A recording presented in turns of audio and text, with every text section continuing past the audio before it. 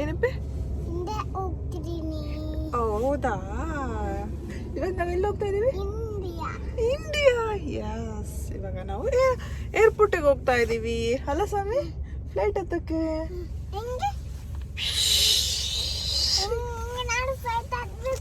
ಹೆಂಗತ್ತೆ ಮೇಲೆ ಫ್ಲೈಟ್? ಹಂಗತ್ತಿರ ಫ್ಲೈಟ್ ಹಂಗತ್ತಂತೆ ಸಾನ್ವಿಗೆ. Okay, let's go.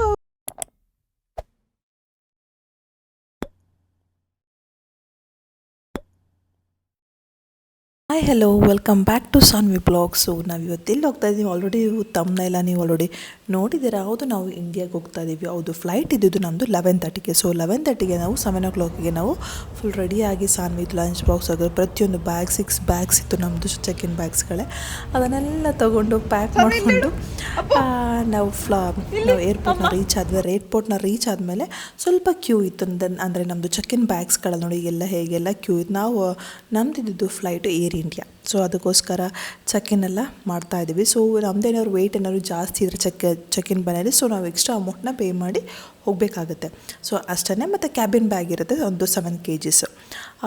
ಸೊ ಸಾಮಿ ನೋಡಿ ಹೇಗೆ ಕೂತ್ಕೊಂಡಿದ್ದಾಳೆ ಅಂತ ಆರಾಮಾಗಿ. ಆ್ಯಕ್ಚುಲಿ ಕೋಲ್ಡ್ ಇತ್ತು, ಅದಕ್ಕೋಸ್ಕರ ನಾನು ಟೊಪ್ಪಿ ಹಾಕಿದ್ದೆ. ಮತ್ತು ಇನ್ನೊಂದು ಏನು ಅಂದರೆ ಮಕ್ಕಳುಗಳಿಗೆ ಸ್ವಲ್ಪ ಕಾಟನ್ ಮತ್ತು ಹತ್ತಿ ಇಡಿ, ಏಕೆಂದರೆ ಏರ್ಪೋರ್ಟಲ್ಲಿ ಮತ್ತು ಏರೋಪ್ಲೈನ್ದು ತುಂಬ ಸೌಂಡ್ ಇರುತ್ತೆ ಆಯಿತಾ, ಹೆಲಿಕಾಪ್ಟರ್ ಏರೋಪ್ಲೈನೆಲ್ಲ ಅದು ಟೇಕ್ ಆಫ್ ಮತ್ತು ಲ್ಯಾಂಡಿಂಗ್ ಟೈಮಲ್ಲಿ. ಸೊ ಅದಕ್ಕೋಸ್ಕರ ಕಾಟನ್ ಹಾಕ್ಕೊಳ್ಳಿ ಮತ್ತು ಸ್ವಲ್ಪ ಸ್ಕಾರ್ಫ್ ಥರ ಏನಾದ್ರು ಹಿಡ್ಕೊಳ್ಳಿ ಅಂತ ನಾನು ಸ್ವಲ್ಪ ಟಿಪ್ಸ್ ಕೊಡ್ತೇನೆ. ಯಾಕೆಂದರೆ ಕಿವಿ ನೋವು ಬರುತ್ತೆ ಮಕ್ಕಳಿಗೆಲ್ಲ.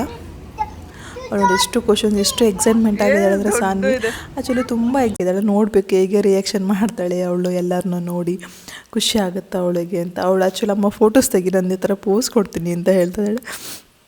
ಸೊ ನಮ್ಮದು ಚೆಕ್ಕಿನ್ ಎಲ್ಲ ಆಯಿತು. ಚೆಕ್ಕಿನ್ ಎಲ್ಲ ಆಗಿ ಸೊ ಇವಾಗ ನಮ್ಮದು ಟರ್ಮಿನಲ್ಗೆ ಹೋಗ್ತಾ ಇದ್ದೀವಿ. ಅವಾಗ ಹಾಗೆ ಹೋಗ್ತಾ ಸಾನ್ವಿನದು ಒಂದು ವೀಡಿಯೋ ಮಾಡ್ಕೊಳ್ಳೋಣ ಅಂತ. ಸೊ ವೀಡಿಯೋ ಮಾಡಿಕೊಂಡು ಎಂಜಾಯ್ ಮಾಡ್ಕೊಂಡು ಹೋಗ್ತಾ ಇದ್ದೀನಂತೆ. ಸೊ ನಂದೇನು ಅಂದರೆ ಟಿಪ್ಸ್ ಏನು ಕೊಡ್ತೀನಿ ಅಂದರೆ ಮಕ್ಕಳ ಜೊತೆ ನೀವು ಮಕ್ಕಳಾಗಿ ಅವ್ರ ಜೊತೆ ಆಟ ಆಡಿ, ಅವಾಗ ಅವ್ರಿಗೆ ತುಂಬ ಖುಷಿಯಾಗುತ್ತೆ. ಸೊ ನಾನು ಹಾಗೇ ಮಾಡೋದು. ಇವಾಗ ಚೆಕ್ಕಿನ್ ಎಲ್ಲ ಆಯಿತು, ಸೆಕ್ಯೂರಿಟಿ ಚೆಕ್ಕು ಆಯಿತು. ಸೊ ಇವಾಗ ಬ್ರೇಕ್ಫಾಸ್ಟ್ ಮಾಡೋಣ ಅಂತ ವೆಯ್ಟ್ ಮಾಡ್ತಾಯಿದ್ದೀವಿ. ಸಾನ್ವಿ ಬ್ರೇಕ್ಫಾಸ್ಟ್ ಮಾಡ್ತಾ ಇದ್ದಾಳೆ ಅಲ್ಲ ಸಾನ್ವಿ? ಎಸ್, ಸಾನ್ವಿ ಖುಷಿ ಆಗ್ತದೆ. ಇಲ್ಲೆಲ್ಲ ವೆಯ್ಟಿಂಗಲ್ಲಿ ವೆಯ್ಟ್ ಮಾಡ್ತಾ ಇದ್ದೀವಿ. ಓಕೆ, ಸೊ ಈಗ ಬೋರ್ಡಿಂಗ್ ಪಾಸ್ ಸಿಕ್ಕಿದೆ, ಅದು 11 o'clockಗೆ ಓಪನ್ ಆಗುತ್ತೆ. ಆ್ಯಕ್ಚುಲಿ ಏನು ಗೊತ್ತಾ, ನಮಗೆ ಏರ್ಪ್ಲೇನಲ್ಲಿ ಫುಡ್ ಅಲೋ ಇರಲಿಲ್ಲ. ಸೊ ಅದಕ್ಕೋಸ್ಕರ ಕೂಪನ್ ಕೊಟ್ಟಿದ್ದು. ಸೊ ಇದೊಂದು ವರ್ಸ್ಟ್ ಎಕ್ಸ್ಪೀರಿಯೆನ್ಸ್ ಅಂತ ಹೇಳ್ತೀನಿ. ಸೊ ಏನೋ ಸ್ಟ್ರೈಕ್ ಆಗ್ತಿತ್ತು ಅಂತ ಫುಡ್ಡೆಲ್ಲ ನಾವೇ ಕ್ಯಾರಿ ಮಾಡ್ಕೋಬೇಕಾಗಿತ್ತು, ಅದು ಕೂಪನ್ಸಿಂದ. ಸೊ ನಮ್ಮದು ಆಯಿತು, ಬೋರ್ಡಿಂಗ್ ಪಾಸ್ ಎಲ್ಲ ತೊಗೊಂಡು ಫ್ಲೈಟಲ್ಲಿ ಕೂತ್ಕೊಂಡ್ವಿ. ಸೊ ಇದು ತುಂಬ ಚೆನ್ನಾಗಿ ಅನ್ನಿಸ್ತು ನನಗೆ. ಆ್ಯಕ್ಚುಲಿ ಇದರಲ್ಲಿ ನಮಗೆ ಬೋರ್ ಆಗದಿರೋ ರೀತಿ, ಯಾಕೆಂದರೆ ನಾವು ಏರೋಪ್ಲೇನಲ್ಲಿ ಆಗಬೇಕಂದ್ರೆ ನಮ್ಮದು ಮೊಬೈಲ್ಸ್ ನೆಟ್ವರ್ಕ್ ಏನೂ ಇರೋಲ್ಲ. ಸೊ ಅದಕ್ಕೋಸ್ಕರ ಇದು ಚೆನ್ನಾಗಿರುತ್ತೆ. ನಮ್ಮದು ಡೆಸ್ಟಿನೇಷನ್ ಇರುತ್ತೆ, ನಾವು ಯಾವ ಟೈಮ್ಗೆ ನಾವು ರೀಚ್ ಆಗ್ತೀವಿ ಅದು ಲೊಕೇಶನ್ ಟ್ರ್ಯಾಕ್ ಆಗ್ತಾ ಇರುತ್ತೆ. ಮತ್ತು ಫಿಲಿಮ್ಸ್ ಇರುತ್ತೆ, ಕನ್ನಡದ್ದು ಫಿಲಿಮ್ಸ್ ಸಹ ಇತ್ತು ಗೊತ್ತಾ ಇಲ್ಲಿ ನೋಡಿ. ಅಲ್ಲಿ ಡೆಸ್ಟಿನೇಷನ್ ನೋಡಿ, ಅಲ್ಲಿಂದ ಅಲ್ಲಿಗೆ ಎಷ್ಟು ಹೋಗ್ತಾ ಇದೆ, ನಮ್ಮದು ಫ್ಲೈಟ್ ಇಲ್ಲಿದೆ, ಎಷ್ಟು ಸ್ಪೀಡಲ್ಲಿ ಹೋಗ್ತಾ ಇದೆ, ಎಷ್ಟು ಕಿಲೋಮೀಟರ್. ಸೊ ಪ್ರತಿಯೊಂದೂ ಸಹ ಇಲ್ಲಿ ನಾವು ಚೆಕ್ ಮಾಡ್ತಾ ಹೋಗ್ಬೋದು. ಆ್ಯಕ್ಚುಲಿ ನಮ್ಮದು ಟೊರೊಂಟೊ ಟು ಡೆಲ್ಲಿ ನಮ್ಮದು 13 hours ಆಯಿತು ಫ್ಲೈಟ್ ಬಂದು. So 13 hours. ಮತ್ತು Delhi to Bangalore 3 hours. So normal ನೀವು ಲೆಕ್ಕ ಹಾಕಿ. ಸೊ ನಾವು ಎಷ್ಟು ಅವರ್ ನಾವು ಜರ್ನಿ ಮಾಡ್ತೀವಿ, 13 to 14 hours ಒಂದೇ ಫ್ಲೈಟಲ್ಲಿ ಇರ್ತೀವಿ. ಸೊ ಅದಕ್ಕೋಸ್ಕರ ಎಲ್ಲೇ ಚೆಂದ ಆಯಿತು. ಇದು ಚೆನ್ನಾಗಿ ಅನಿಸುತ್ತೆ ಆ್ಯಕ್ಚುಲಿ ಮಕ್ಕಳುಗಳಿಗೆಲ್ಲ ಆಟ ಆಡಲಿಕ್ಕೋಸ್ಕರ. ಸಾನ್ವಿಗೆ ಇದರಲ್ಲೆಲ್ಲ ನಾನು ವೀಡಿಯೋಸ್ ತೋರಿಸ್ದೆ. ಮತ್ತು ಅವಳಿಗೆ ಫಿಲಮ್ಸ್ ಇತ್ತು, ಚೈಲ್ಡ್ ಫಿಲಮ್ಸ್ಗಳಿತ್ತು, ಅದನ್ನೆಲ್ಲ ನೋಡಿಕೊಂಡು ಫ್ಲೈಟಲ್ಲಿ ನಾವು ಜರ್ನಿನ ಎಂಜಾಯ್ ಮಾಡ್ತಾ ಬಂದ್ವಿ. ಸೊ ಅದಾದಮೇಲೆ ಇಲ್ಲಿ ಆ್ಯಕ್ಚುಲಿ ಫುಡ್ ಇರಲಿಲ್ಲ, ಬಟ್ ಇಲ್ಲಿ ಡ್ರಿಂಕ್ಸ್ಗಳಿತ್ತು. ಇಲ್ಲಿ ಏನು ಅಂದರೆ ಇಂಟರ್ನ್ಯಾಷನಲ್ ಆಗಿರ್ಬೋದು ಮತ್ತು ಡೊಮೆಸ್ಟಿಕ್ ಆಗಿರ್ಬೋದು, ಪ್ರತಿಯೊಂದರಲ್ಲೂ ಅಲ್ಲಿ ಫುಡ್ ಹಾಫ್ ಆನ್ ಅವರ್ಗೂ ಏನೆಲ್ಲ ನಿಮಗೆ ಜ್ಯೂಸಸ್ ಬೇಕಾಗಿರ್ಬೋದು, ನೀರು, ಪ್ರತಿಯೊಂದು ತುಂಬ ಚೆನ್ನಾಗಿ ಎನ್ಕರೇಜ್ ಮಾಡ್ತಾರೆ. ಸೊ ಮಕ್ಕಳಿದ್ರೆ ಅವರಿಗೆ ನಮಗೆ ಎಕ್ಸ್ಟ್ರಾ ಏನಾದ್ರು ಮಿಲ್ಕ್ ಬೇಕು ಅಂದ್ರೂ ಅದನ್ನು ಬಿಸಿ ಮಾಡಿಕೊಡ್ತಾರೆ. ಸೊ ಸಾನ್ವಿಗೆ ನಾನು ಸ್ಟಿಕ್ಕರ್ ಬುಕ್ಸ್ ಅಂತ ಹೇಳಿದ್ನಲ್ಲ ನಾನು ನಿಮಗೆ ಲಾಸ್ಟ್ ಬ್ಲಾಗಲ್ಲಿ.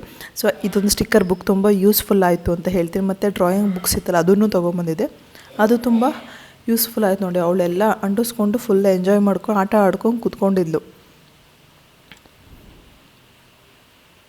ಅವಳು ಎಷ್ಟು ಎಂಜಾಯ್ ಮಾಡ್ತಾಳೆ ಅಂದರೆ ನಮಗೆ ಖುಷಿ ಆಗ್ತಿತ್ತು. ಅಲ್ಲಿರೋ ಸ್ಟಿಕ್ಕರ್ಸ್ ಎಲ್ಲ ನಾವು ಕೊನೆಗೆ ಬರ್ತೆ ಹೆಂಗಾಯಿತು ಅಂದರೆ ಅದೆಲ್ಲ ಕಿತ್ಬಿಟ್ಟು ಬಂದು ನೋಡಿ. ಅಲ್ಲಿ ಯಾರೋ ಇವಾಗ ಲೈಟ್ ಆಫ್ ಆಯಿತು. ಸೊ ಲೈಟ್ ಆಫ್ ಆದಮೇಲೆ ಅಲ್ಲೆಲ್ಲ ಫಿಲಮ್ ನೋಡ್ತಾ ಆ್ಯಕ್ಚುಲಿ ನಮಗೇನು ಗೊತ್ತಾ, ನಮ್ಗೆ ರಾತ್ರಿನೇ ಆಗಲಿಲ್ಲ.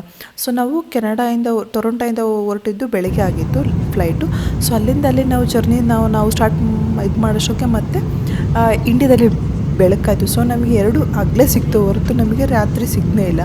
ಅದು ತುಂಬ ಚೆನ್ನಾಗಿ ಇಲ್ಲೇ ಹೇಗೆ ನೋಡಿ ಆಲ್ರೆಡಿ ನಮ್ಮದು ರೀಚ್ ಆಗ್ತಾ ಇದೆ. ಅದು ಡೆಸ್ಟಿನೇಷನ್ ಅಂದರೆ ಡೆಲ್ಲಿಗೆ ಬರ್ತಾ ಇದ್ದೀನಿ ಅಂತ ಹೇಳ್ಬೋದು. ನಂದು ನೋಡಿ ಸಮುದ್ರ ದಾಟಿ ನಾವು ಹೇಗೆ ಬರ್ತೀವಿ,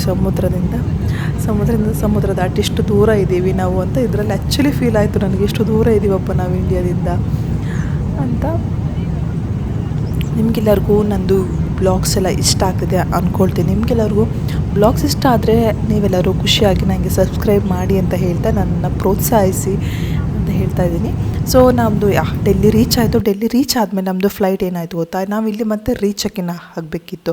ಹೌದು, ಇದು ಡೆಲ್ಲಿ ಏರ್ಪೋರ್ಟ್. ಇದು ಡೆಲ್ಲಿ ಏರ್ಪೋರ್ಟಲ್ಲಿ ಹಾಗೆ ಡ್ಯೂಟಿ ಫ್ರೀ ಇರುತ್ತಲ್ಲ, ಸೊ ಹಾಗಾಗಿ ಎಲ್ಲ ನಮ್ಮ ಸ್ವಲ್ಪ ತೊಗೊಂಡು ಶಾಪಿಂಗ್ ಮಾಡಿಕೊಂಡು ಒಂದು ಸ್ಮಾಲ್ ಶಾಪಿಂಗ್ ಮಾಡ್ಕೊಂಡು ಮತ್ತು ಊಟ ಎಲ್ಲ ಹಾಕಿಸ್ಕೊಂಡು ಮತ್ತು ಡೆಲ್ಲಿಯಿಂದ ನಾವು ಫ್ಲೈಟ್ ಹತ್ತಬೇಕಿತ್ತು. ಆ್ಯಕ್ಚುಲಿ ನಮ್ಮದು ರೀಚೆಕಿನ್ ಟೈಮಲ್ಲಿ ಏನಾಯಿತು ಅಂದರೆ ನಮ್ಮದು ಫ್ಲೈಟು ಮಿಸ್ ಆಯಿತು. ಹೌದು, ಏನಕ್ಕೆ ಅಂದರೆ ನಮ್ಮದು ಚೆಕ್ಕಿನ್ ಬ್ಯಾಗೇ ಬರಲಿಲ್ಲ. ಒನ್ ಅವರ್ ಅಷ್ಟೇ ಇದ್ದಿದ್ದು ನಮಗೆ. ನಾವು ಚೆಕ್ಕಿನ್ ಬ್ಯಾಗ್ ವೆಯ್ಟ್ ಮಾಡಿ ಕೊನೆಗೂ ಬರನೇ ಇಲ್ಲ ಗೊತ್ತಾ ನಮಗೆ. ಒಂದು ಫ್ಲೈಟ್ ಮಿಸ್ ಆಗಿ ಮತ್ತೆ ಇನ್ನೊಂದು ಫ್ಲೈಟಿಗೆ ನಮಗೆ 5:30 ಇದ್ದಿದ್ದು. ಸೊ ಅದು ಒಳ್ಳೆಯದಾಯಿತು. ಆ್ಯಕ್ಚುಲಿ ಮಕ್ಕಳಿರೋವಾಗ ಏನು ಅಂದರೆ ಸ್ವಲ್ಪ ಸಾನ್ವಿನ ನಾನು ಊಟ ಎಲ್ಲ ಮುಗಿಸ್ಕೊಂಡು ಅವಳು ಸ್ವಲ್ಪ ಫ್ರೆಶ್ ಆಗಿ ಅವಳನ್ನು ಮತ್ತೆ ರೀಚೆಕಿನ್ ಮಾಡ್ತಾಯಿದ್ದೀವಿ ನಾವು ಡೆಲ್ಲಿಯಿಂದ. ಈಗ ಬೆಂಗಳೂರಿಗೆ ಹೋಗ್ತಾ ಇದ್ದೀವಿ. ಇದು ಡೊಮೆಸ್ಟಿಕ್ ಆಗಿರ್ಬೋದು, ಇದು ಡೆಲ್ಲಿದು. ಇದು ಈ ಏರ್ಪೋರ್ಟ್ ಬಂದು ಡೆಲ್ಲಿ ಏರ್ಪೋರ್ಟಿಂದ ಇವಾಗ ನಡ್ಕೊಂಡು ಹೋಗ್ತಾ ಇದ್ದೀವಿ. ಸಾನ್ವಿ ಫುಲ್ ಎಕ್ಸೈಟ್ಮೆಂಟ್ ಇದ್ದಾಳೆ ಆಯಿತಾ. ಅವಳು ಏರೋಪ್ಲೇನ್ ಎಲ್ಲ ಇದು ನೋಡಿಕೊಂಡು ಮಾತಾಡಿಸ್ಕೊಂಡು ಆ್ಯಕ್ಚುಲಿ ಫುಡ್ ಅವಳಿಗೆ ಅಡ್ಜಸ್ಟ್ ಆಯಿತು. ನಾನು ಮನೆಯಿಂದನೇ ಬಂದಿದ್ದೆ. ಅವಳಿಗೆ ಚಪಾತಿ ಆಗಿರ್ಬೋದು ಅದೊಂದು ತಂದಿದ್ದೆ, ಸ್ವಲ್ಪ ದೋಸೆ ತಂದಿದ್ದೆ. ಸೊ ಅದಕ್ಕಾಗಿ ಅವಳಿಗೆ ಅಡ್ಜಸ್ಟ್ ಆಯಿತು ಫುಡ್ಡು. ಇದೊಂದು ವ್ಯೂ ತುಂಬ ಚೆನ್ನಾಗಿದೆ ನೋಡಿ, ನಿಮಗೂ ಇಷ್ಟ ಆಗುತ್ತೆ ಎಷ್ಟು ಎತ್ತರದಲ್ಲಿದ್ದೀವಿ ನಾವು ಅಂತ. ಮುಗಿಸ್ಕೊಂಡ್ವಿ ನೋಡಿ. ನನ್ನ ತಂಗಿ, ನನ್ನ ತಮ್ಮ ಎಲ್ಲರೂ ವೆಯ್ಟ್ ಮಾಡ್ತಾ ಇದ್ದಾರೆ. ಫ್ಲವರ್ಸ್ ಎಲ್ಲ, ಸಾನ್ವಿಗೆ ಫ್ಲವರ್ಸ್ ಅಂದರೆ ತುಂಬ ಇಷ್ಟ. ಸೊ ಅದಕ್ಕೋಸ್ಕರ ಫ್ಲವರ್ಸ್ ಎಲ್ಲ ತೊಗೊಂಡು ರೆಡಿ ಮಾಡಿ ನೋಡಿ ಬರ್ತಾ ಇದ್ದೀವಿ. ಸಾನ್ವಿ ಎಕ್ಸೈಟ್ಮೆಂಟ್ ನೋಡಿ ನಿಮಗೆಲ್ಲರಿಗೂ ಇಷ್ಟ ಆಗುತ್ತೆ ಅಂದ್ಕೊಂಡಿದ್ದೀನಿ.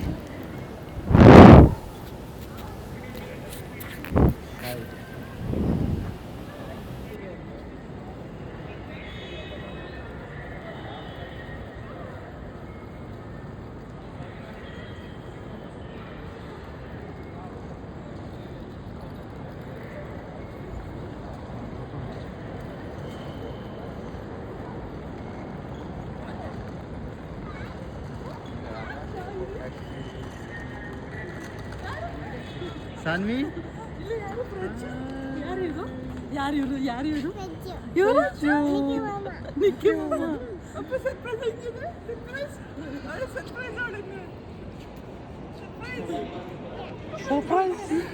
ಸರ್ಪ್ರೈಸ್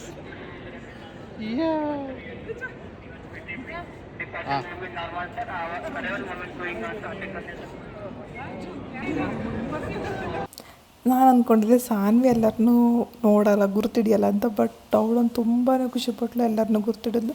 ಸೊ ನಾವು ಬರ್ತಾಯಿದ್ದು ಆಲ್ಮೋಸ್ಟ್ 2 ಇಯರ್ಸ್ ಆದಮೇಲೆ ತುಂಬ ಖುಷಿ ಆಯಿತು ಎಲ್ಲರನ್ನೂ ನೋಡಿ. ಅಪ್ಪ ಅಮ್ಮ ಆಗಿರೋ, ತಮ್ಮ ತಂಗಿ ಎಲ್ಲರೂ ತುಂಬ ಜರ್ನಿ ಮಾಡಿ ತುಂಬ ಸುಸ್ತಾಗಿ ಹೋಗಿತ್ತು. ಸೊ ಅಲ್ಲಿಂದ ಹಾಗೇ ಬರ್ತಾ ಅಮ್ಮ ಮತ್ತು ಅಪ್ಪ ಎಲ್ಲರೂ ಸಾನ್ವಿಗೆ ಆರತಿ ಮಾಡಿ ನಾವು ಮನೆಗೆ ಕರ್ಕೊಂಡ್ವಿ. ಸೊ ಈ ಬ್ಲಾಗ್ನ ನಾನು ಇಲ್ಲೇ ಎಂಡ್ ಮಾಡ್ತಾಯಿದ್ದೀನಿ.